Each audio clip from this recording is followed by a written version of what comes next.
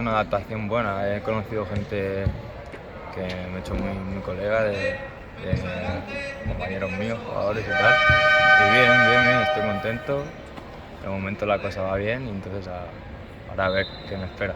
De momento voy subiendo a entrenar, hago un amistoso, eso me han convocado y tal, pero bueno, el nivel es alto y bueno, más intensidad, así que el nivel técnico y tal es superior, pero al final bueno, tampoco es nada del otro mundo, al final somos chavales igual que estamos mejorando y tampoco, pero sí que mucho más cambio. La intensidad sobre todo, o sea, es a tope todo el rato aquí, bueno, te dan más tiempo. Eso, sobre todo el tiempo para jugar y todo, tienes que pensar más rápido, pero bueno, te vas adaptando al final. Bueno, de momento en el filial estoy muy cómodo, muy contento, estoy jugando casi todo y ahora a ver, pues ahora estamos ahí segundos, luchando por quedar primeros en la liga y veremos, yo espero que siga jugando todo en el filial y eso, me vayan llevando al primer equipo, tal.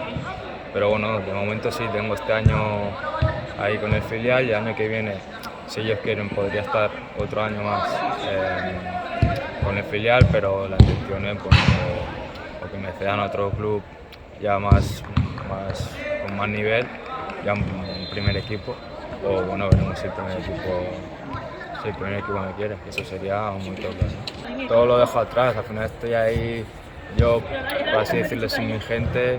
Sí que es verdad que he conocido gente buena y tal y que me llevo muy bien, pero sí que claro, he dejado con mi familia, amigos y tal y sí que se echa de menos, pero bueno, es acostumbrarse y llevarlo bien.